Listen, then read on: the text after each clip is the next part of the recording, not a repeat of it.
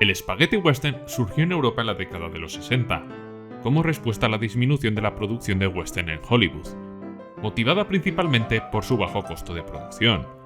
Un género que era para los europeos un sinónimo de acción, disparos y entretenimiento barato, a diferencia de los estadounidenses que veían en esas películas su propia historia nacional. Es esto mismo lo que llevó indirectamente y sin buscarlo explícitamente a ofrecer historias diferentes con un enfoque alternativo. Un género que se desarrolló especialmente en España e Italia, a la cual, de la misma manera que el western clásico nos relataban historias de forajidos buscando oro en los ríos de California durante la fiebre de oro, muchas productoras vinieron a explotar esta nueva fuente de ingresos en busca del oro europeo, por así decirlo, convirtiendo la localidad española de Almería en la nueva Utah estadounidense, con el propósito de aprovechar el cambio ventajoso del dólar a la peseta para competir con las industrias cinematográficas de Alemania e Italia. En este contexto se fijó en un Sergio Leone al que Hollywood había dado la espalda, una joven promesa romana que estaba dispuesta a hacer western de una manera completamente diferente.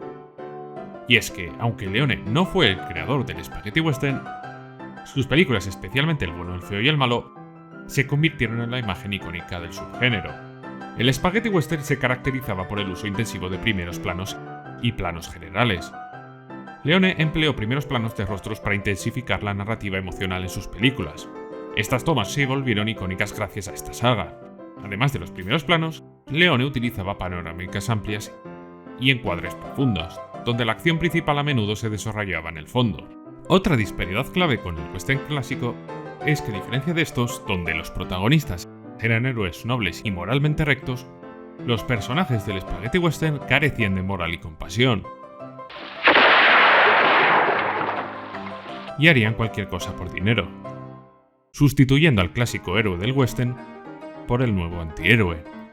Leone reemplazó los diálogos extensos del western clásico por silencios dramáticos y música intensa, convirtiendo sus películas en verdaderos poemas visuales. Sus personajes eran callados, pero cuando hablaban sus palabras tenían un peso significativo y contundente.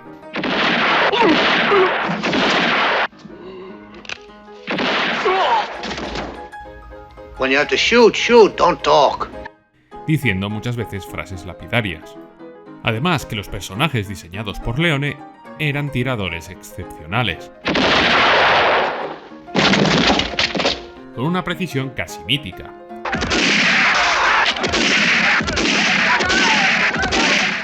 Las escenas de los duelos, como el famoso final de Por un puñado de dólares, eran tensas y dramáticas,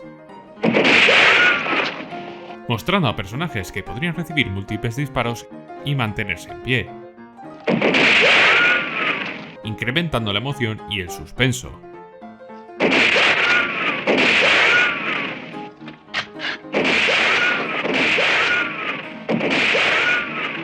Pero siempre sustentadas en un mínimo de realismo para no perder la suspensión de la credibilidad. Las tramas de estas películas a menudo giraban en torno a la venganza o el deseo de enriquecimiento. Al presentar a los yanquis y gringos como aventureros codiciosos, los italianos ridiculizaban y criticaban la cultura estadounidense. Este enfoque crítico y satírico proporcionó una nueva perspectiva que resonó con las audiencias europeas. Y es que, si bien el western es el mito americano por definición, la épica de la frontera, la lucha por la libertad y la conquista del salvaje oeste, reflejando los ideales de individualismo, heroísmo y la formación de la identidad estadounidense, el destino de manifiesto de todo este rollo, el spaghetti western es el mito sobre el mito, desmitificándolo y satirizando todos sus ideales. Pero sobre todo, uno de los elementos más característicos del western de Sergio Leone es la importancia capital que le da la música de su buen amigo Ennio Morricone.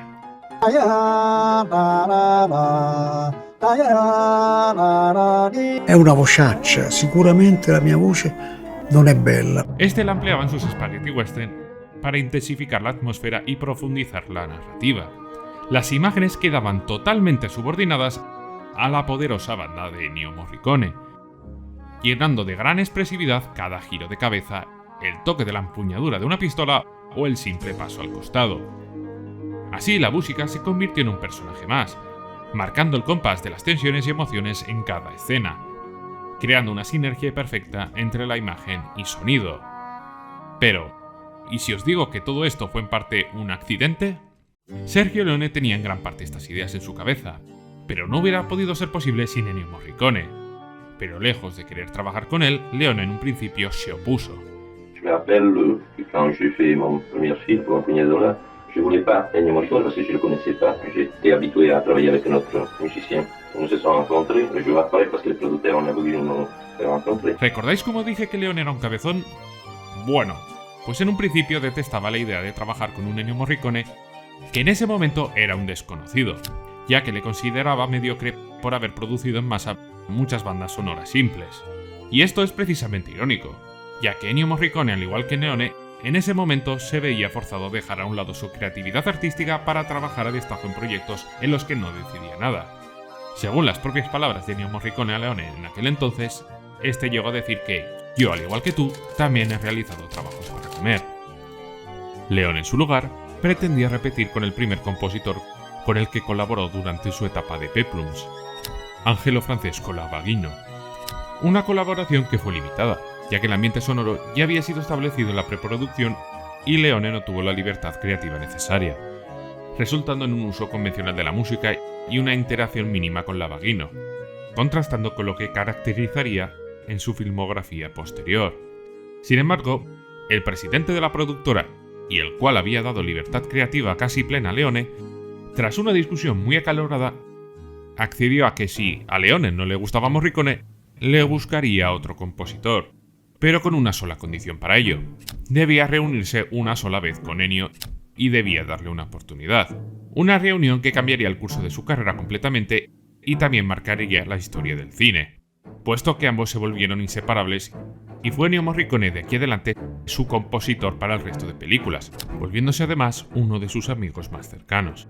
Para convencer a Leone, Morricone le mostró una composición para una obra de teatro que usaba instrumentos que replicaban la voz humana y cantos folclóricos nasales. Una música con la que venía experimentando en paralelo a sus trabajos más estandarizados u ordinarios, por así decirlo.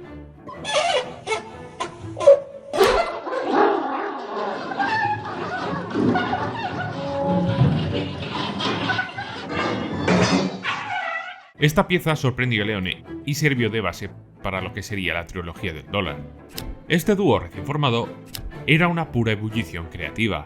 A palabras del propio Morricone, un maestro reconocido, el cual, a diferencia de Leone, sí que hizo trabajos por su cuenta sin el director italiano e hizo bandas sonoras icónicas como la de Los Intocables, La Misión o básicamente la mitad de las bandas sonoras de Tarantino, entre otras miles de bandas sonoras que es imposible de mencionar sin que este vídeo vaya a las 8 horas.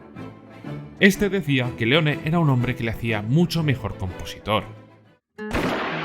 En Por un puñado de dólares, Leone y Morricone buscaron distanciarse de las composiciones orquestales tradicionales de los westerns de Hollywood. Querían transmitir una sensación de soledad, simbolizado por el característico silbido que representaba un lugar apartado y que servía como tema principal del protagonista.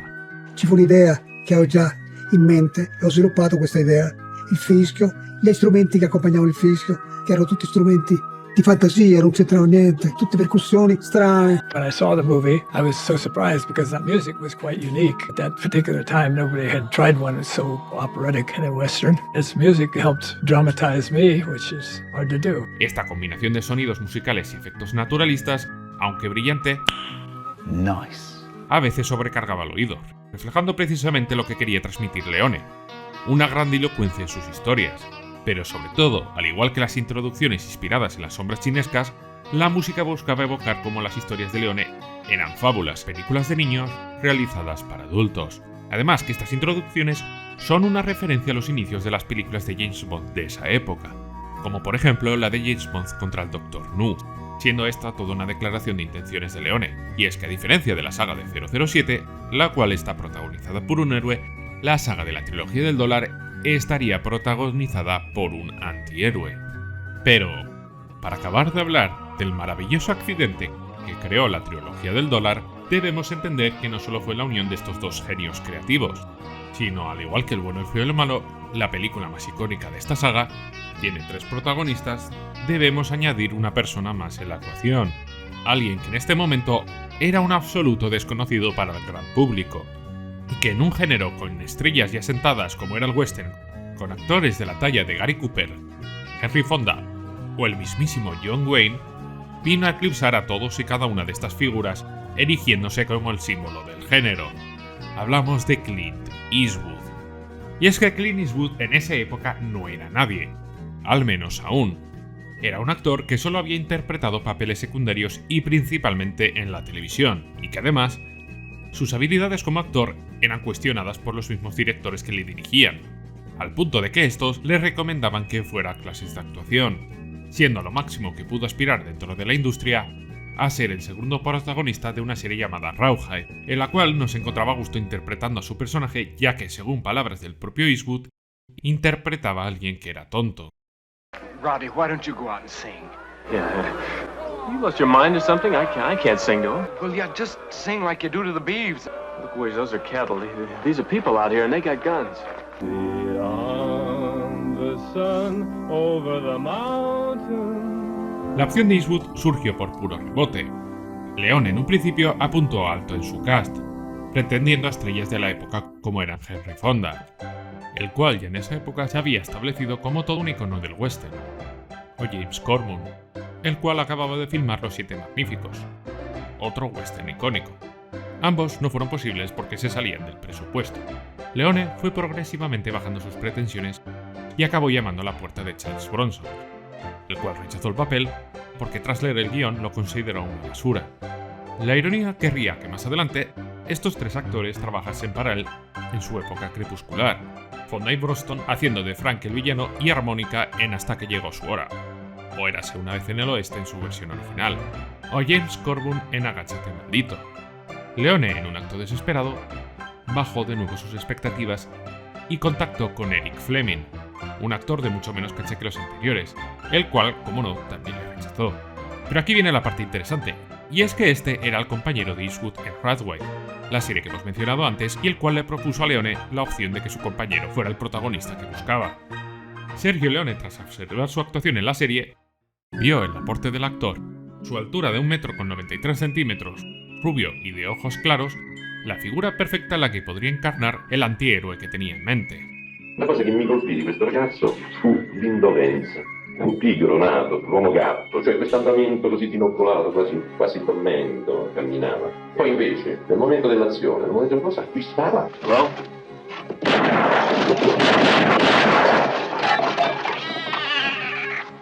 Una velocità, una dinamica proprio curiosissima. E questo mi procurava certo ben preciso, un fascino al personaggio.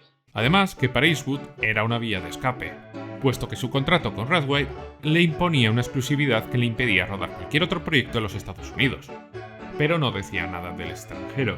El actor aceptó la oferta principalmente porque le daba la oportunidad de visitar España con su esposa, tomándolo como unas vacaciones. My agent called me and said, they want you to do a Western in Italy. And I said, yeah, I get a month off. Now I get time off, and now you want to do a Western in Italy. And I said, no, I don't want to do that. Sin ninguna intención de impulsar su carrera a través de este proyecto. De hecho, él mismo suponía que la película sería un fracaso y esperaba que nadie en los Estados Unidos llegase jamás a verla, cruzando sus destinos junto a Leone en una relación que sería un infierno para los dos. De hecho, Eastwood estuvo tan a disgusto durante el rodaje que amagó casi una docena de veces con abandonarlo. Bajo esta tesitura de azar y con el trío formado, Sergio Leone se dispuso a rodar el primer western de la saga, por un puñado de dólares, el cual en ese momento tenía otro nombre, El extraño magnífico. Quedaos con esto. Leone había anhelado durante mucho tiempo hacer películas de westerns en Estados Unidos, sintiendo que el cine italiano de la época se limitaba a hacer copias de las películas de su padre. Para la filmación de su primer western, Leone decidió copiar sin ningún tapujo y sin ocultarlo en ningún momento a Yojimbo de Akira Kurosawa. La sceneggiatura l'ho fatta in 15 giorni e naturalmente è partito dal fatto che avevo visto Yojimbo. La cosa che più mi aveva incuriosito in Yojimbo era il fatto che era stato preso da una novella americana, da una serie gialla. E quindi Kurosawa aveva trasportato poi l'idea nei suoi samurai. E quindi a me venne proprio immediatamente l'idea di riportare in patria proprio questa idea. I said, "This is Yojimbo. That's a picture I love. It's a great idea to do a western from that story." I said, "This is either going to really work well or it's just going to be awful." Al punto de que el propio Kurosawa, mediante una carta en la que le anunciaba una demanda por derechos de autor, le decía: "He visto tu película. Es muy buena película, pero desafortunadamente es mi película". Pero su inspiración no solo se limitó a copiar la historia de antihéroe mercenario que ofrece sus servicios a dos bandos de una misma contienda a la vez. Esta incluyó ángulos de cámara, planos característicos y tomó prestadas varias técnicas de dirección inventadas por Kurosawa, como por ejemplo el efecto de polvo levantado bajo los pies del hombre sin nombre antes de su duelo final, similar a la que usaba Kurosawa. Pero Leone no se limitó ni mucho menos a copiar a Kurosawa, en por un puñado de dólares. Leone introduce dos elementos clave del spaghetti western que definirían las siguientes películas: los duelos elaborados y la subordinación de las imágenes a una poderosa banda sonora expresiva de Ennio Morricone. Además, incorpora primeros planos de rostros que exploran la psicología de los personajes. Para Leone, las emociones primordiales se revelan en la expresión facial y en la mímica de los actores, capturadas en los primeros planos íntimos. Las palabras simplemente dicen lo que las miradas no pueden. En su primera película de la trilogía del dólar, Leone incluyó elementos que no habían sido vistos nunca antes en los westerns clásicos, como por ejemplo la violencia tan estética de sus westerns. Ya que, por puro accidente de nuevo, y sin estar familiarizado con la censura de Hollywood, concretamente con el Código Hays, el cual prohibía la representación explícita de la violencia.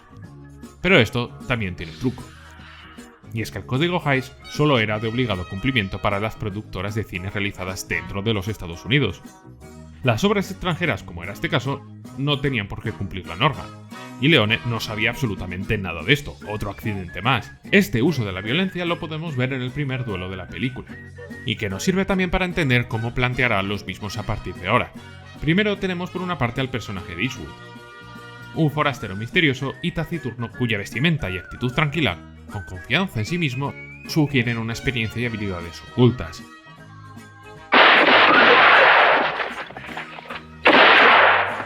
El cual habla lo justo y lo necesario, solo que cuando lo hace, suelta frases lapidarias, literalmente. 3 coffins ready. Tras esto, vemos como el personaje de Clint Eastwood confronta a los 4 vaqueros que con anterioridad habían disparado su caballo para burlarse de él, con otra conversación burlesca. I understand you men were just playing around, but the muley just doesn't get it. Of course, if you were to all apologize. Además que la conversación se desarrolla sin música, y es cuando esta aparece por primera vez, cuando se anuncian las hostilidades. I don't think it's nice you laughing. My mule don't like people laughing. It's the crazy idea you're laughing at him. Apologize like I know you're going to, and might convince him that you really didn't mean it. Leone utiliza la narrativa visual para construir la tensión antes del duelo, planos cercanos de los rostros, preparación de las armas y movimientos que añaden suspense y expectativa, hasta que la música termina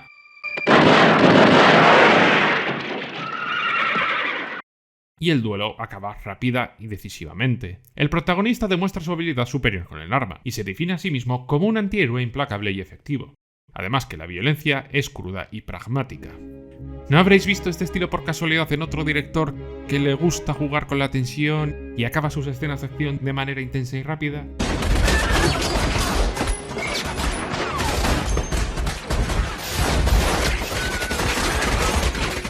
¿Quizás uno cuyo nombre empieza por Taran y acaba en Tino por casualidad? Además que la escena concluye en clave cómica. My mistake. 4 coffins. Momento que también copió de Yojimbo.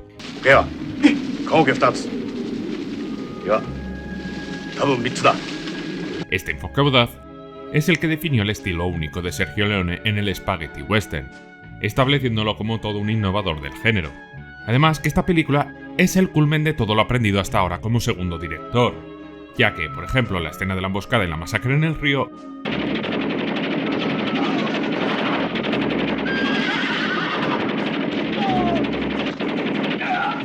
no hubiera sido posible sin su experiencia previa en películas como Sodoma y Gomorra, donde ya rodaba escenas complejas como estas, donde se involucraban muchos actores y demás.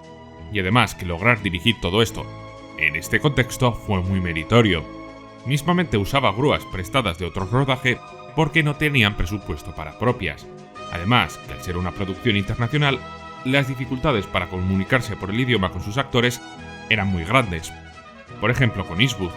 Even though I didn't speak any Italian, he didn't speak any English. So, he had a lot of sign language and lots of this and that. Por lo que empleó la técnica que él mismo bautizó como Watch Me, las únicas palabras que sabía pronunciar en inglés, la cual consistía en actuar el primero y que el actor le imitase después. Otra de las técnicas tan características de Leone que comenzó a usar durante esta película consistía en que Ennio Morricone compusiera y grabara la música antes de iniciar la producción. Luego Leone filmaba con esta misma música en mente. Incluso la hacía sonar durante el mismo rodaje, aprovechando que en Italia no se filmaba con sonido en directo, lo que permitía que no se necesitara silencio en los platós, ya que además los propios actores solían doblarse a sí mismos en postproducción ya que hablaban diferentes idiomas, tal y como hizo el propio Eastwood en esta película. Este método permitió que la música y las imágenes alcanzaran un nivel de armonía pocas veces vista en el cine. De hecho, el propio Stanley Kubrick, maravillado por esto mismo, le preguntó a Leone: ¿cómo eres capaz de lograr una unión tan perfecta entre la imagen y la música? A lo que Leone respondió: es realmente sencillo, consiste en componer primero la música. La película fue estrenada en Italia un 12 de septiembre de 1964, y contra todo pronóstico fue un auténtico éxito de taquilla. Un éxito que no nació de una espectacular campaña de marketing, sino del boca a boca.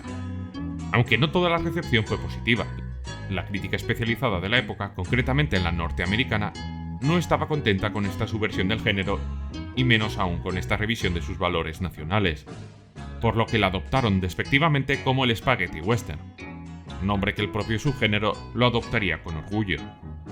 Este éxito no supuso el final sino el principio de una saga.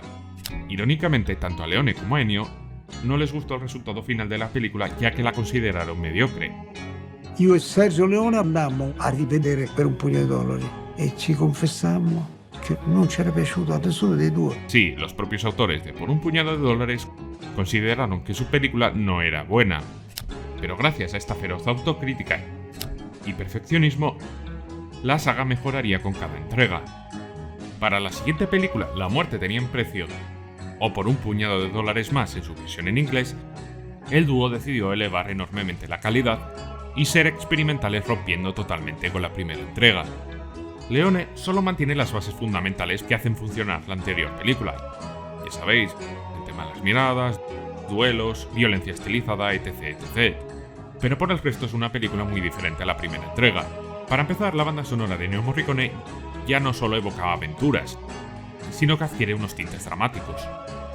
Una carga dramática de la historia que no tenía su predecesora, a través del conflicto que une el personaje del coronel, interpretado por Lee Van Cleef, y el del villano de la película, el indio, interpretado por el mismo actor que hacía de Ramón, el villano de la anterior película. Esto de reciclar actores para papeles totalmente diferentes será algo recurrente de la saga.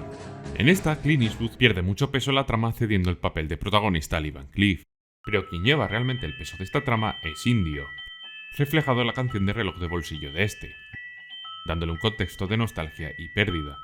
La melodía del reloj no es solo un recurso estilístico, sino que está cargada de significado y simbolismo que profundiza en la psicología del personaje. Es a través de esta melodía y sus flashbacks en sueños de este, donde se distorsiona la figura del villano, pues pasa de ser en un principio un antagonista rudo y cruel a un hombre vulnerable.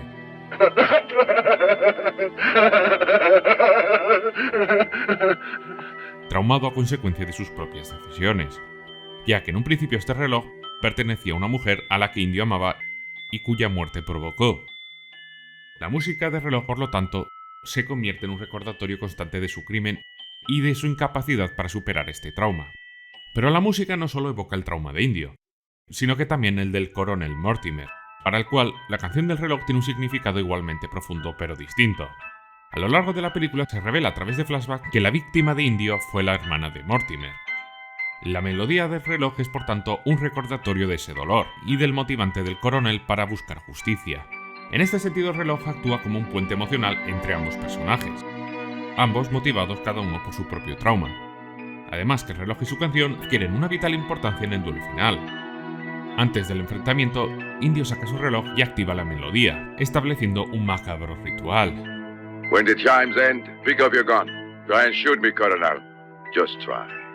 Este acto no solo sirve para incrementar la tensión dramática, sino que también subraya la profunda conexión emocional que tienen ambos con su trauma. No es solamente un combate físico, sino una confrontación entre dos hombres que buscan resolver sus traumas personales. Para Indio, la canción del reloj simboliza su incapacidad para escapar de sus acciones pasadas y su constante lucha con la culpa. Para Mortimer, la misma melodía representa su necesidad de justicia y de cerrar una herida abierta. La confrontación final, por tanto, no es solamente una batalla de disparos, sino también una batalla interna entre ambos personajes. Tanto Leone como Ennio buscaban con estos flashbacks reflejar la teoría de Sigmund Freud, padre del psicoanálisis, sobre cómo el pasado influye en el comportamiento del presente. Según Freud, los traumas no resueltos y los recuerdos reprimidos podrían manifestarse en sueños, comportamientos compulsivos y síntomas físicos, influenciando así la vida cotidiana de manera profunda. Técnica que, tras emplear por primera vez en esta película, se volvería clave en las siguientes películas, ya sea para potenciar la motivación de venganza de Armónica en Hasta que llegó su hora, o para mostrar la idealización del pasado como es en Agáchate maldito o en la obra de su vida, Érase una vez en América. Pero esto no es lo único novedoso que realizará la película.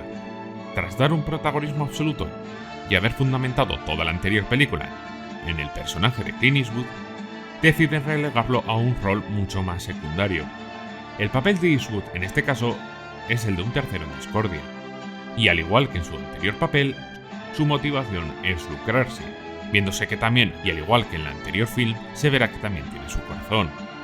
Al principio, él y Mortimer son rivales, compitiendo ambos por la recompensa por capturar al peligroso bandido indio.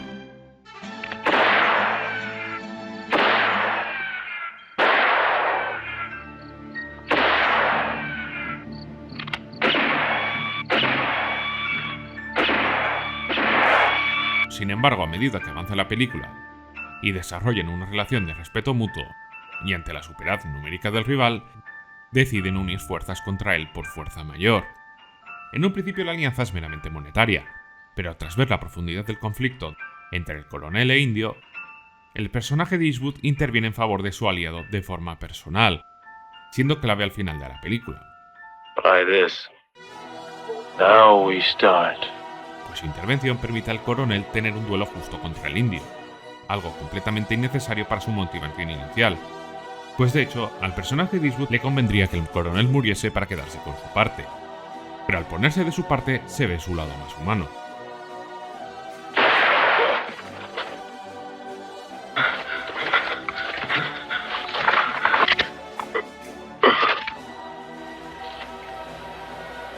Bravo. Cerrando la película con uno de los temas principales de toda la filmografía de Sergio Leone, la amistad. My boy, you become rich. You mean we've become rich, old man? No, it's all for you. I think you deserve it. What about a partnership?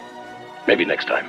Pues el coronel, en reconocimiento de la asistencia de Eastwood, le deja quedarse con toda la recompensa antes de separar sus caminos.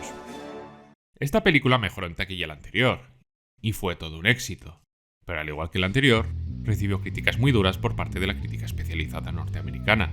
Sergio Leone, para formar el cast para rodar esta película, volvió a ser rechazado una vez más por Charles Bronson, para un papel que iba a ser coprotagonista con Clint Eastwood, considerando de nuevo que el guión era muy malo, por lo que tuvo que fichar a Lee Van Cleef de urgencia porque el actor titular renunció a 3 días de que empezara el rodaje, siendo Lee Van Cleef un actor secundario marginado en Hollywood debido a su alcoholismo, al cual transformó en uno de los rostros emblemáticos del lejano oeste, tal y como hizo con Eastwood.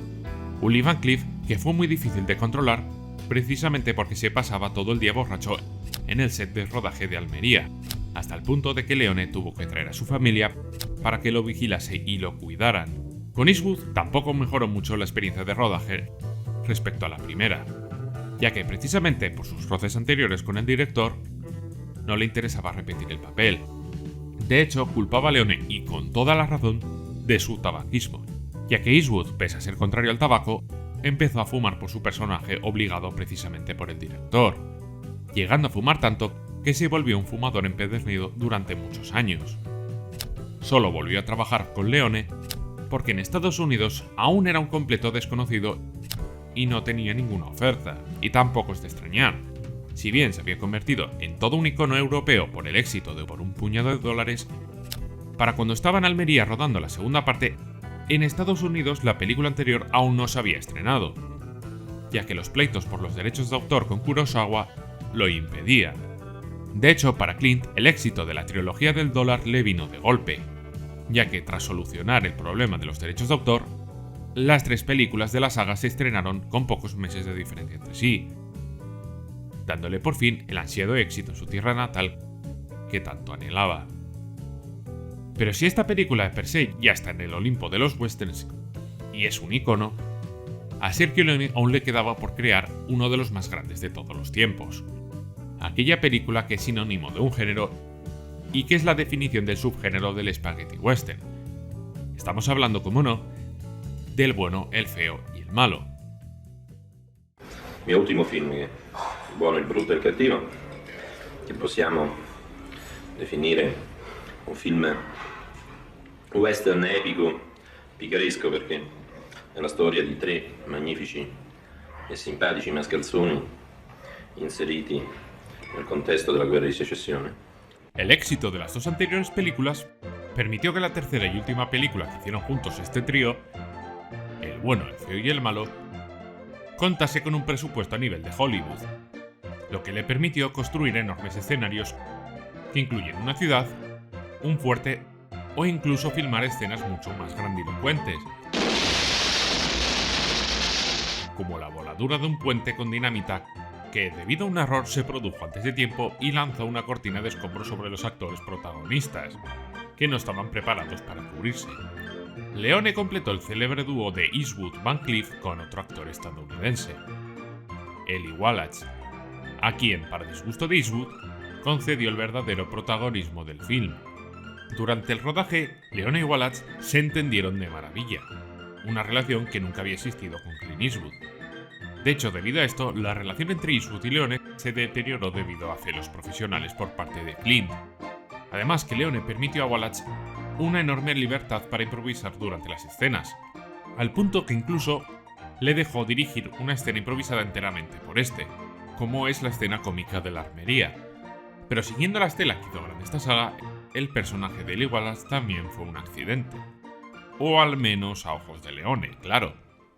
Tuco fue un personaje que surgió de la improvisación del coescritor de Leone durante toda la saga, Vincent Soni, el cual se lo inventó durante una reunión con los productores de la United Artists, puesto que si bien Leone salió contento del rodaje del anterior, aún no tenía una idea clara de cuánto la United Artists se comprometió para financiar el proyecto, por lo que el co-guionista principal improvisó la premisa que trasladó a la productora norteamericana, diciendo textualmente que sería una historia de 3 forajidos que tienen que unir sus fuerzas en busca de un tesoro en medio de la guerra civil.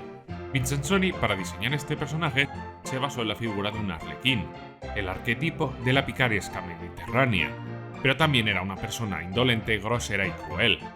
Pero sobre todo, y lo más importante, era cómico. ¡Hijo de puta que te parió! You pay for this! I hope you end up in a graveyard with the cholera and the rabies and the plague! Diferenciándolo de los anteriores protagonistas, ya que este en sí, a diferencia de ambos, sí que tiene una historia de origen y una procedencia. De hecho, es en sí mismo un personaje bastante neutral, siendo Tuco la manifestación del antihéroe más absoluto, uno que no tiene más intención allá de su propia supervivencia y del lucro. El bueno, el feo y el malo es el culmen de todos los conceptos que han hecho grandes a los spaghetti western de Leone, empezando por los personajes caracterizados por ser todos unos canallas y egoístas que solo buscan lucrarse. Aunque en el fondo alguno que otro tenga su corazón. Rubio, el personaje de Eastwood, no es el bueno de la película porque sea precisamente bueno, sino porque es el menos malo de los 3. Del Tuco creo que ya he comentado bastante. Por el otro lado esta sentencia, el malo, encarnado por Lee Van Cleef, que es básicamente el arquetipo del villano frío y calculador. Y finalmente Rubio, el bueno, interpretado por Clint Eastwood como el hombre sin nombre y el símbolo del antihéroe de esta saga. Los 3 protagonistas comparten el mismo tema y melodía, pero interpretado por un instrumento y en una octava distinta. Y este concepto se ilustra en una de las frases más icónicas de esta película. You see, in this world, there's 2 kinds of people, my friend. Those with loaded guns, those who dig. You dig. Aquí el forajido no distingue a las personas por sus motivos, sino por su ambición compartida. Por eso la melodía es la misma para los tres a nivel compositivo. El tuco el feo está relacionado con un grito indio que da la sensación de proceder desde abajo, ya que es el quien cava. El bueno tiene un silbido sin filtro, por encima del tuco a nivel tonal, indicando que él tiene la pistola cargada. Por último, el malo tiene el mismo instrumento, pero más grave, dando la sensación de estar bajo tierra, los olvidados en la frase del forajido. Gli inventai il tema che era il verso del coyote allora.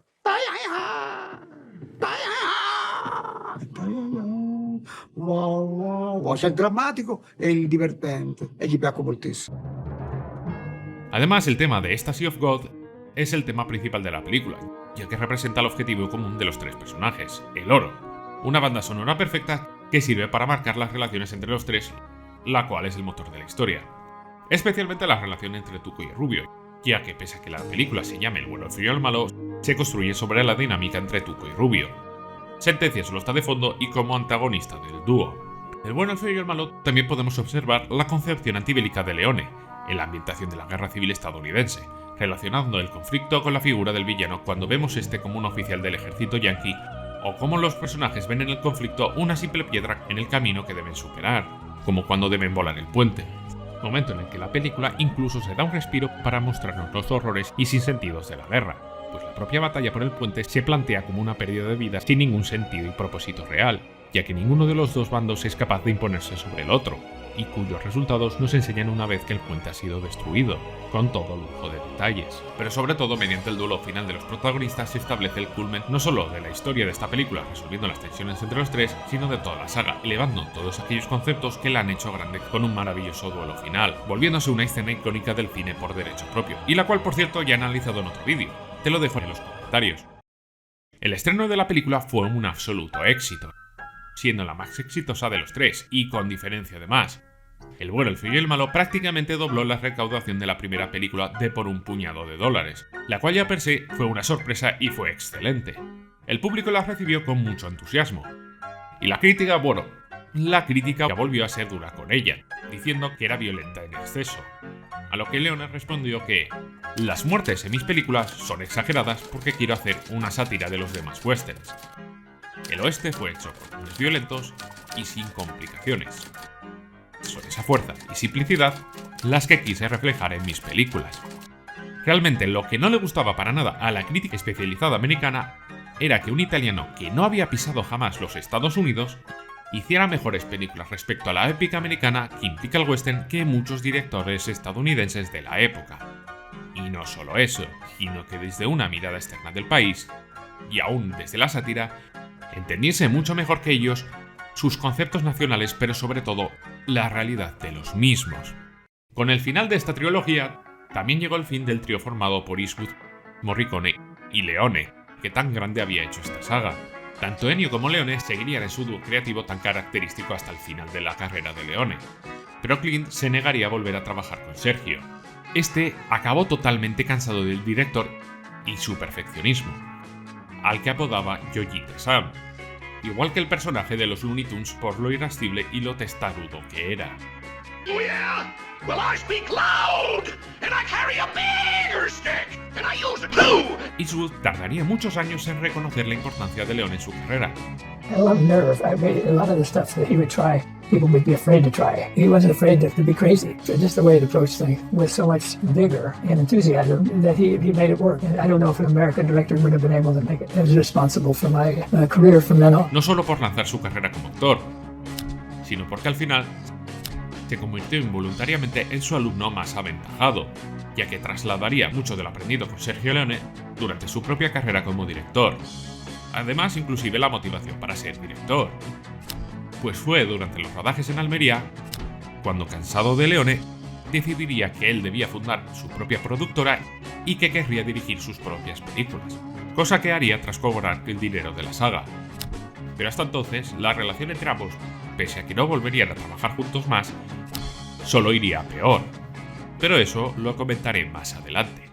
Leone en esta saga reflejó la visión del género que tenía cuando era un niño, haciendo las películas que a él le hubiera gustado ver en los cines de Roma cuando tenía esa edad. Y posiblemente fueron las películas de cuyos resultados comerciales estuvo más satisfecho. Pero para Leone estas historias le eran insuficientes ya. Quería dejar atrás el viejo oeste americano. La ironía era que quería dejar de contar historias de niños para adultos, como habían sido sus 3 westerns anteriores, para contar la historia de unos adultos que añoraban e idealizaban su vida de niños.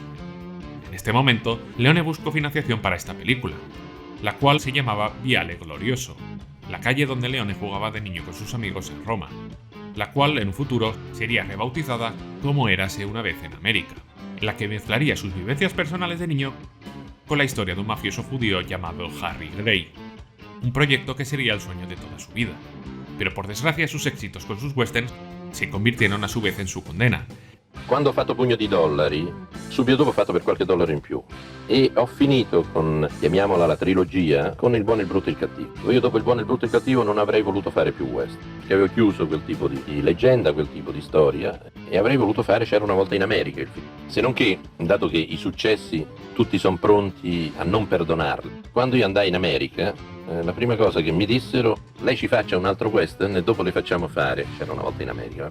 Nadie quería financiarle su faraónico proyecto, y lo único que le ofrecían era más y más ofertas para dirigir otro western, por lo que Leone decidió tratar de compaginar ambas opciones, planteando a las productoras una nueva trilogía, la trilogía Once Upon a Time, la cual culminaría con Érase una vez en América, una saga sobre la épica americana, pero en este caso desde el ocaso y con temáticas de despedida.